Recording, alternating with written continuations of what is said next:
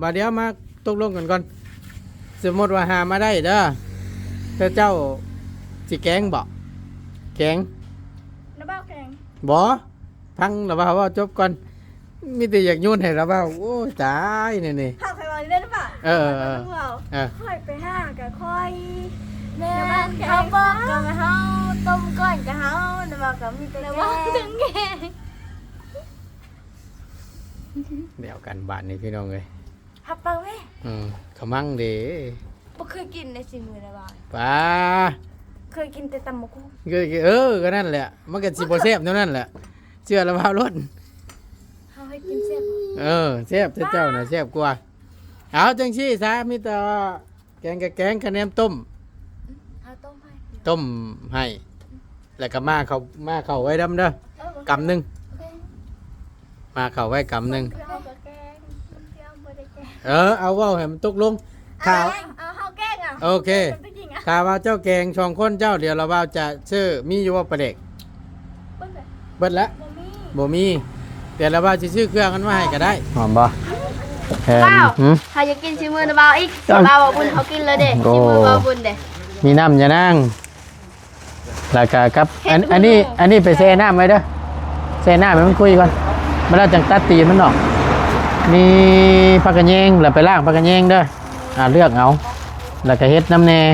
คือซื้อมาทางถูกหรือเปล่า เอา เฮ็ดนี่ก็แซ่บเฮ็ดนี่ก็แซ่บอันนั้นเอามา บ้านไหนเอามาสองแบบ สองแบบ สามแบบมันได้หรอ สามแบบสามชายด้วยนี่แหละอันนั้นพ่อจะว่านะ เอามาแยก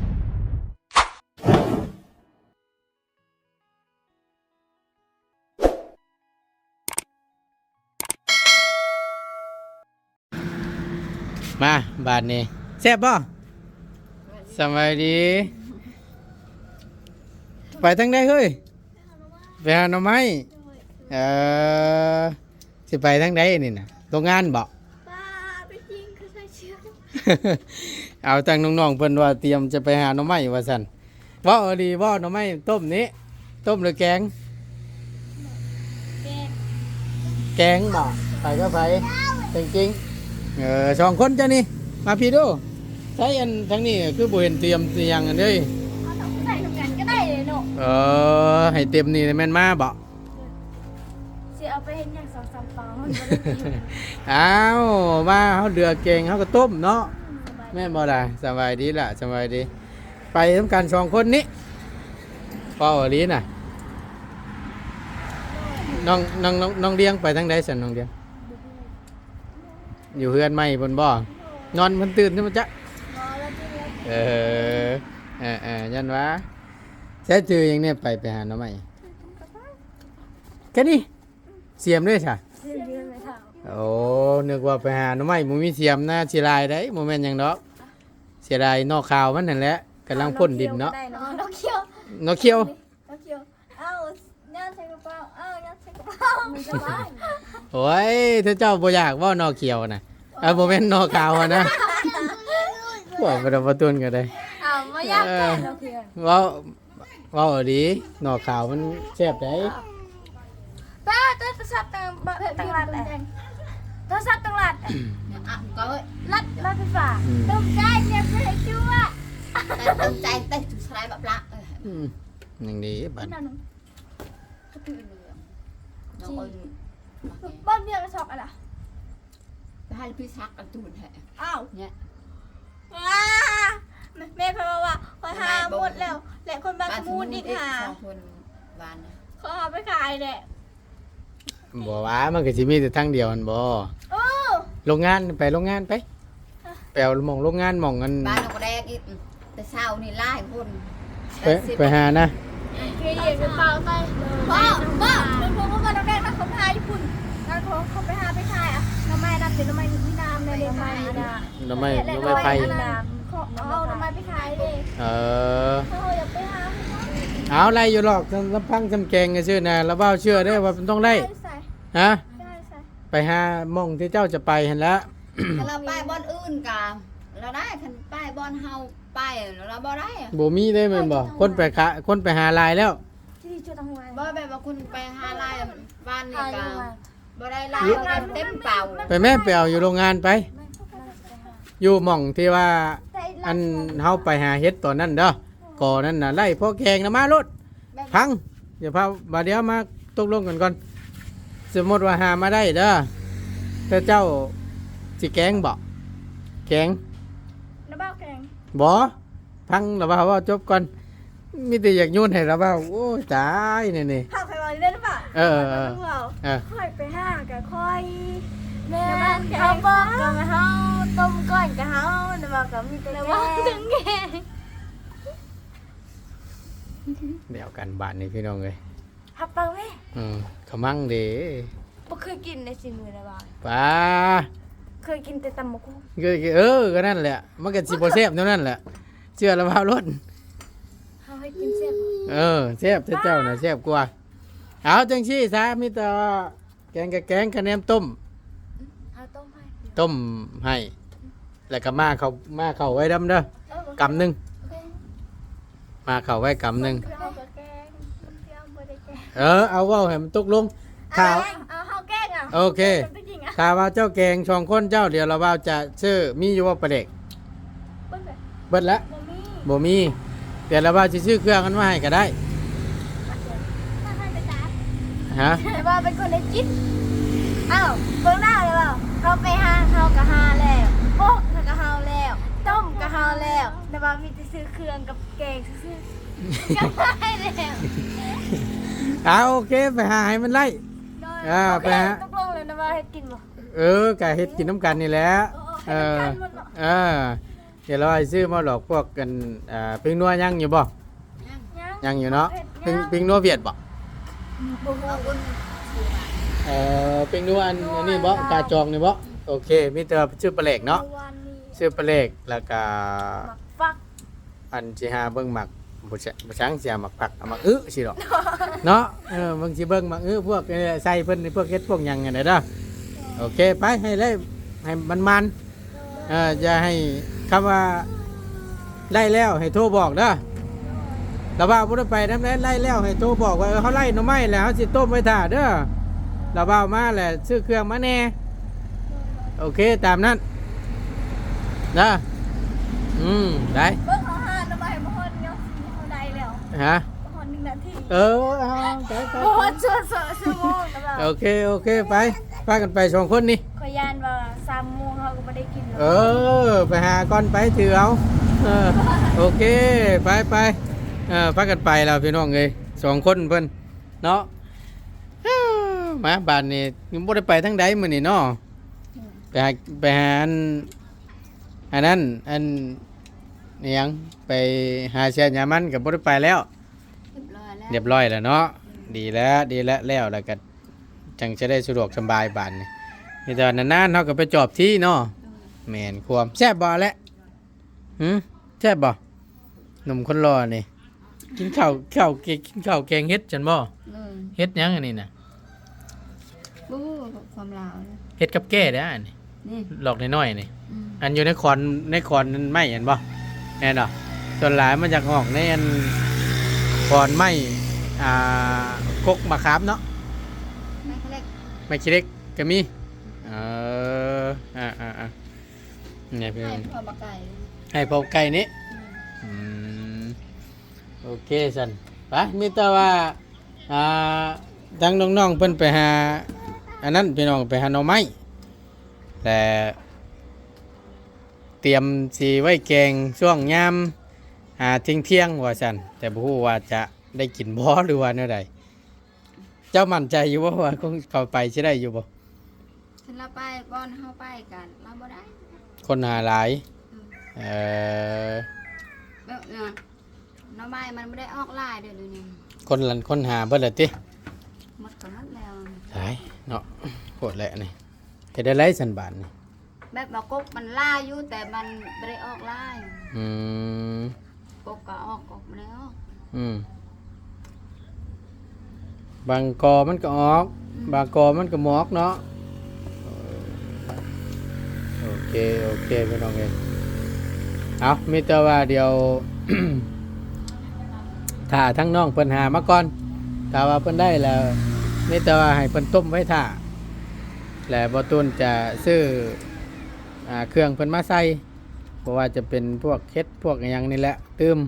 ได้ซื้อปลาแหลกมานำพอได้ไว้ให้เพิ่นกินนี่แหละพี่น้องเอ้ยกะแกงสู้กันกินน้ำกันเนาะเพิ่นออกแห้งเฮาก็ออกอีกอย่างหนึงก็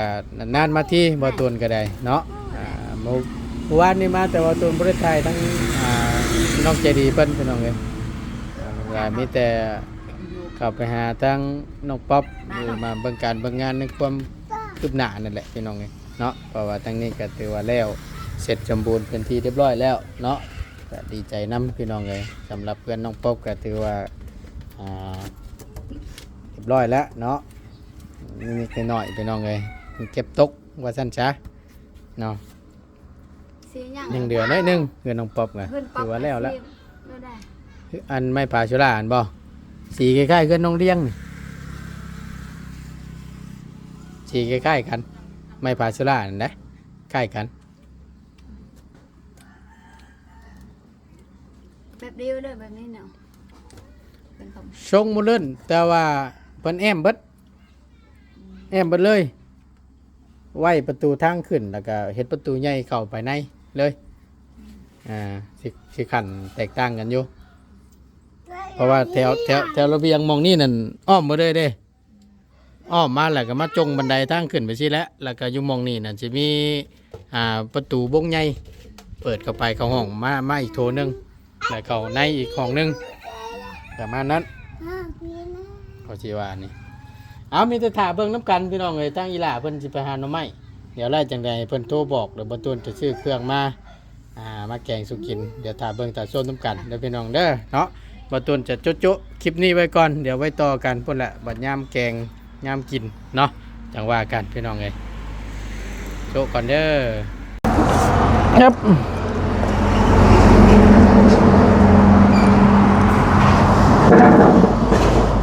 ช็อกถ้ายังช็อกได้ ปอกเพิ่นแล้วบ่ ยังไม่ฟังมันช็อกตุ่มเลยเนี่ยบอก ฮะ ตุ่มเลยเด้ ต้มน้ำเนี่ยบ่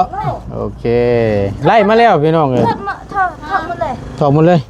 มีแต่ว่าเอาตัวนี้เอาหมอมาเก็บใส่ไป นั่นใช่หมอนะ ไปเอาหมอไปถือว่ามานอยู่ได้พี่น้องเลยเขาเดียวหนึงเนาะ ไปหาแถวของงานนี่เนาะ อันนี้นะมีแต่หน่อไม้ไล่ หาเนาะหากออะไรเนาะ คัก ก้อนเดียวไปหาเดี๋ยวจะบอก มองนั่นเห็นบ่ ไม่หรอก โอเค เขาไม่ได้พูดนั่นเลย เอาหมอมาเก็บใส่ไป ไม่ว่า ฮะ เขาพิการทางเลยได้ดิฉัน กี่ขันคุดเลยแต่ซ้ำนี่ได้เรียมนี่ก็โอเคแล้วนี่ ขี้ข้านนี่ เนี่ยพี่น้องมิตรงาม เขาไม่ได้ขี้ข้านแต่เขาขี้ข้านแต่เขาได้เนาะเขา บ้าเด้อว่าขี้ข้านหรือว่าขี้ข้าน มันแล้วเนี่ยคำว่ามันบ่ได้ล็อกหนอกาวนี่ นี่ นี่นี่สบายดีล่ะสบายดี เก่า โดยเราเอาต่อมา นี่ พอดีทั้งบตุนโจ๊กก่อนบัดนี้พอดีว่าให้ทั้งอีหล่าเพิ่นไปหาอันหน่อไม้มาว่าสิแกงพอดีทั้งบตุนซื้อเครื่องอยู่ในบ่อรถระเบ้าน่ะไปอย่าเปิดมาเนี่ยเห็นบ่กุญแจนะรถน่ะออกไม่ใช่กี่ห่างรถเทปที่ทั่ว โอเครถเป็นรถเด้อ ฮะจะเป็นรถ พ่อมาแล้วบ่ โอเคมาบตุนจะอันนี้ เป็นตาแซมเผ็ดเป็นตาหอม ฮะ หอมเนี่ย หอมบ่ เปล่าเขาจะกินชิมือนะเบาอีกเบาบุญเขากินเลยเด็ชิมือเบาบุญเด็ มีน้ำจะนั่งแล้วก็กับอันนี้ไปแช่น้ำไว้เด้อแช่น้ำให้มันคุยก่อนมาแล้วจังตัดตีนมันออกมีผักกระเยงแล้วไปล้างผักกระเยงเด้อเลือกเอาแล้วก็เฮ็ดน้ำแน่ คือซื้อมาทางทุ่งนะเบา เอา เฮ็ดนี่ก็แซ่บเฮ็ดนี่ก็แซ่บอันนั้นเอามา อืม บ้านไหนเอามา2แบบ สองแบบ 3แบบมันได้หรอ สามแบบสามชายด้วยนี่แหละอันนั้นพ่อจะว่านะ เอาไม่แย่หรือคือมาเลยไม่แย่หรือ ไปแช่น้ำไปก่อนเด้อโอเคอันนี้ไปแช่หม้อ แม่เรียกเลย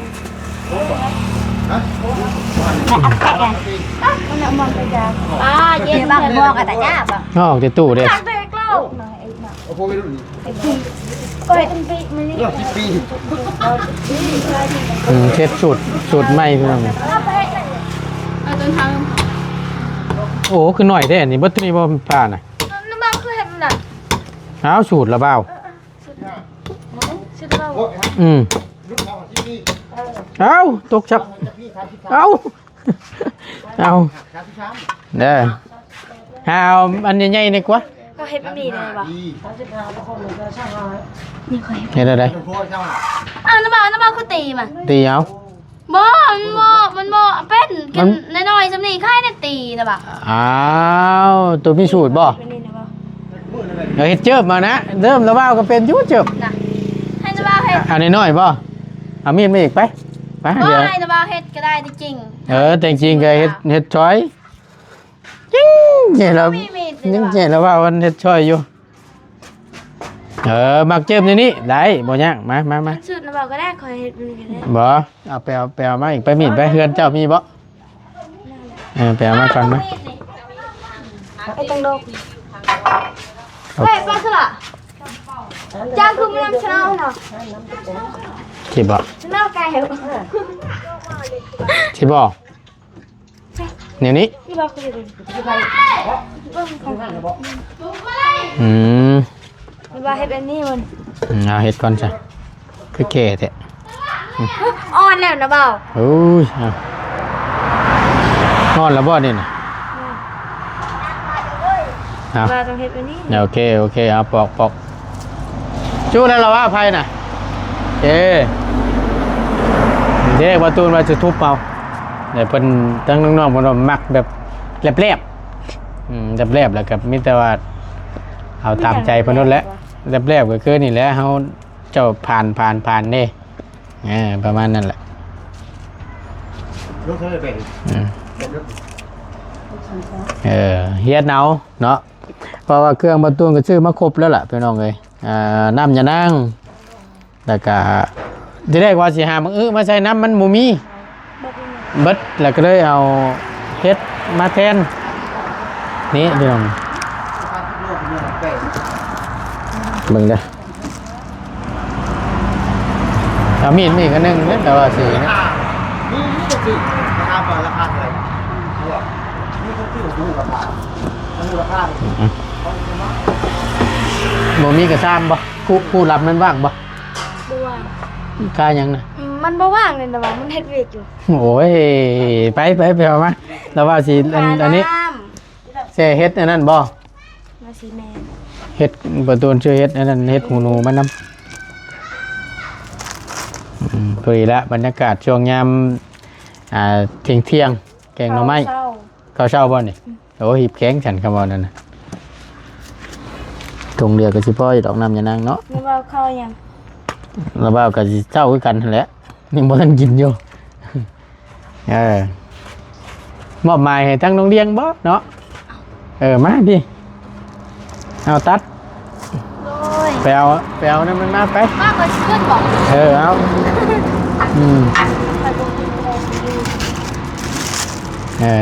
เดี๋ยวเบิ่งมันนั่นแปลวนั่นก่อนมีนั่นอยู่บ่ เรื่อง กระโตกอัน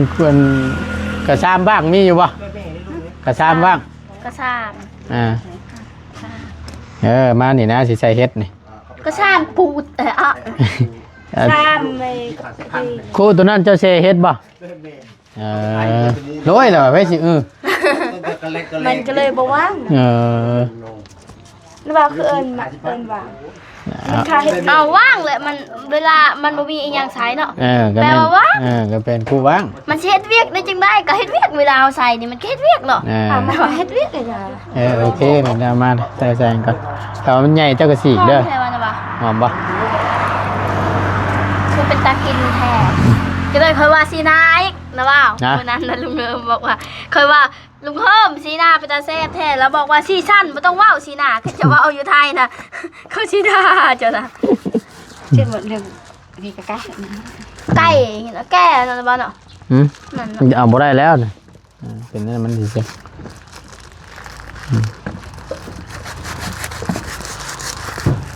เอาตัวบ่ตัดกระถุงด้วยตัดกระถุงด้วยก่อนยังไง ไม่ได้ตัด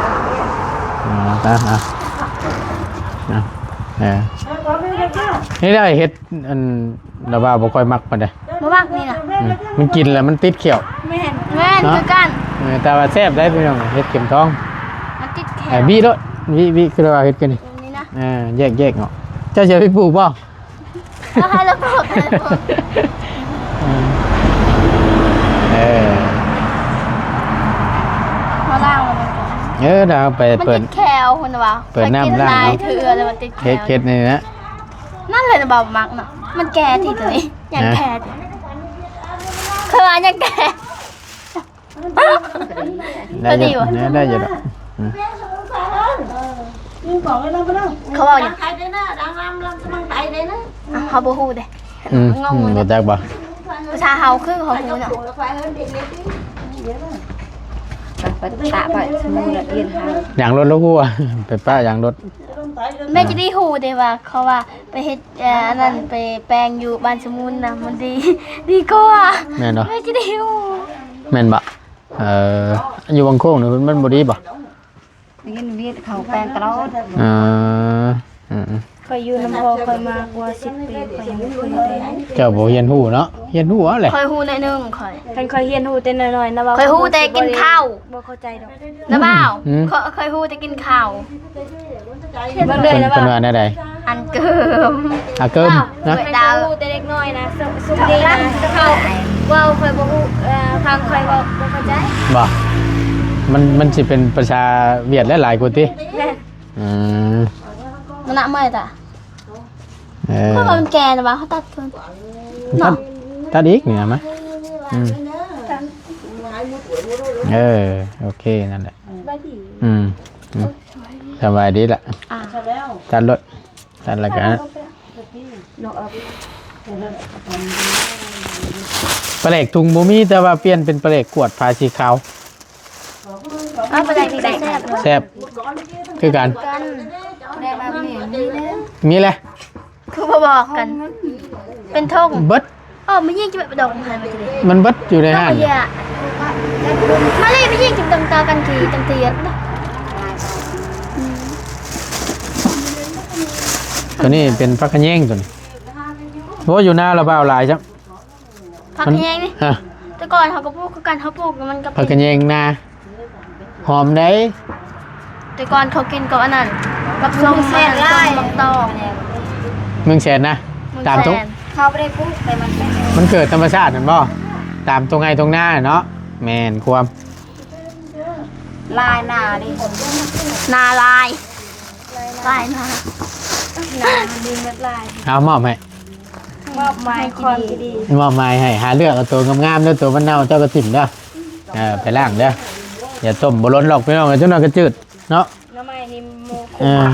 บ่คมปานใดหรอกน้องไม่ไล่บ่ทั้งเบิดน่ะทั้งน้องๆเพิ่น มีแต่น้ำเขาต้มเธอเดียวมันกับบ่ได้คม เพราะน้ำไม้ลายมันบ่ได้ขมเฮาก็กินดิบแต่เฮาหิวข้าวแต่ นี่ กินก็ได้นะว่ามันบ่ได้คม เอามีแต่ว่าเดี๋ยวให้ทั้งน้องๆเป็นซอยกันล่างซอยกันเฮ็ดทางเรียนรู้ไปนํเนาะแล้วก็จะได้จักว่ามันเฮ็ดแบบไรตามที่เพิ่นแกงนี่ก็ทั้งบ้านละเบ้าคือกันแต่ว่าแบบแกงธรรมชาติโดยที่บ่มีเฮ็ดมีหยังก็มีหยัง มีกันบ่ ก็มีคือกันหลาย บังอัพจ้ะ มีแต่ต้มแม่จืดแล้วก็ใบยะนางผักกะแยง เขาน่ะเขาใช้แต่ปลาแดง หมักพริกปลาเล็กแค่นั้นแหละเกลือพริกนัว แล้วเขาก็ใส่อันนั้นผักขา บ่พวกเฮ็ดพวกหยังนี่ก็บ่มีคือตะกี้ก็ได้บ่ได้มีดอกเพิ่นเอาไงอันนี้เอามาชื่อใส่น้ำแน่แกงหน่อไม้เหมือนกันเด้อสบายดีสบายดีตา คักเลยเฮ็ดนี่นี่ กักบ่เป็นอะไรอันนอนเทือนไหมได้นอนอยู่บ่ นอนเยอะ 2 คืน นอน2คืนที่แรกมันดูเขา แต่ที่นี่เนี่ยมันโว้ยปราบได้เลยมันมอง เป็นอะไรเรื่องราวอันนั้นบ่ได้มาอีกบ่ ก็สุดกันมันจะไปฉะนั้นมันมาโปรอยู่ทำงานเลย บ่ มันเข้าอยู่ในห้อง เข้าอยู่โลกเลย จ้าเอกันในห้องบ่บ่ว่า มันจะรักเขามันไม่อยู่แล้วเขาปะเครื่องอยู่ห้องนอนแต่มันว่าเขาสเกตเขาเฮ็ดหมดเลยสุดเจ้ากินข้าวหรือเปล่า บ่ป้ายจังก่อน เห็นกินข้าวกินน้ำเฮาถ่ายคลิปสิเพิ่นเห็น เนี่ยคุณสเกตคนเนาะเฮาเนี่ยบ่ตั้งใจเราตั้งใจเราก็เห็นแบบเฮาว่าตั้งใจอยากปีว่าซ้ำเฮาตั้งใจอยากรักเครื่องนอกนี่สเกตน้องออกปั๊บนึงปิ้นล่างนิดนึงก็เข้าเอาเลยพวกนี้นี่ตายเอา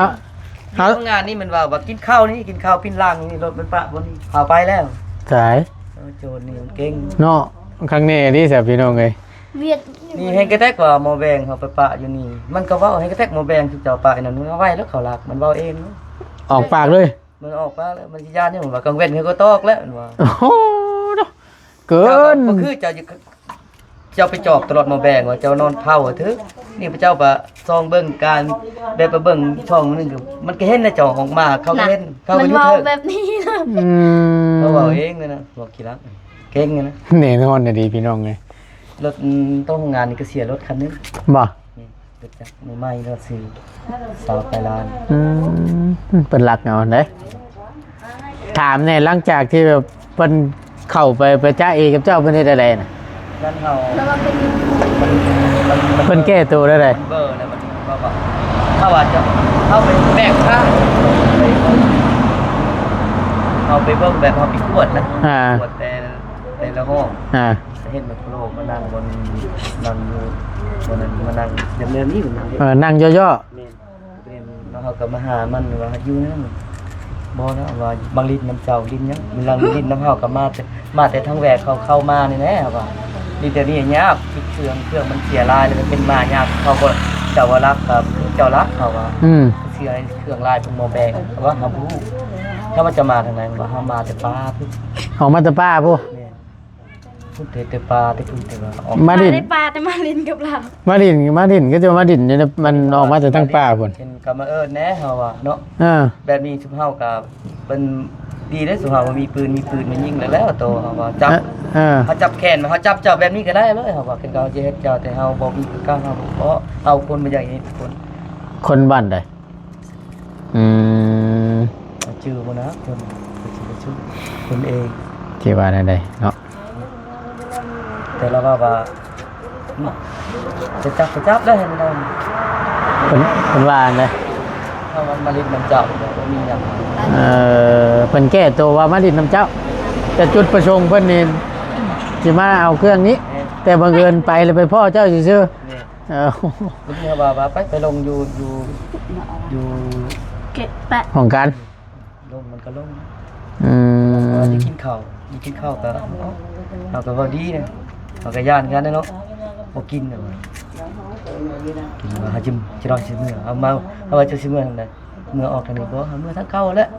มันก็ออกทางย่านทางเลาะทางโรงงานนี่ก็ออก เกี่ยวออกหลังพุ่นเลย หลังมันสอบแอร์หมดหอมมาแอร์เขาว่าที่ไหนเขาว่า โอ้ยตายแล้วพี่น้องเอ้ย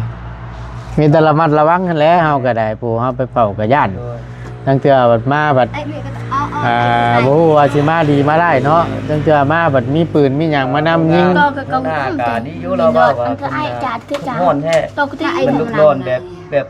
หุ่นแห้งนะว่าดีก่อนดีชีวิตเฮาก่อนได้ก็อย่าเฮาจะเว้าเองขนาดจีนนั่นเห็นได้ว่าหมู่ตั้งใจสิหารักนี่คลาสิชำนี้ก็ข้ามกันยังเขาปุ้นเหมือนว่าก็ถือความมันอยู่แต่ลีกชีวิตก่อนว่าอย่าไปสู้เขาได้มันก็บอกให้มื้อนั้นมันก็บอกเนาะแม่นสู้เครื่องเสียแล้วนะ ก็ดีแล้วเนาะมันก็ได้บ่คุ้มเสียคือเว้าหั่นแหละมีแต่แจ้งถ้าว่ามันหนักหนาสาหัสก็มันแจ้งเจ้าหน้าที่หยังของเพิ่นมาเบิ่งโดดความปลอดภัยคือเว้าหั่นแหละ เมียบุตรเมียบัดแน่ ตามอัน แม่นย่านตัวนั้นแหละ คลิปก่อนจะไปเท่าโอเค มีแต่ว่ากินถ่ายกินแกงรู้ไหมน้ำกันเด้ออย่าลูกสาวเจ้าเก่ง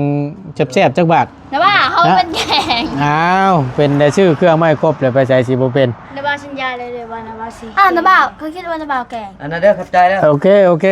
โดยแล้วเราจะมากินน้ำกัน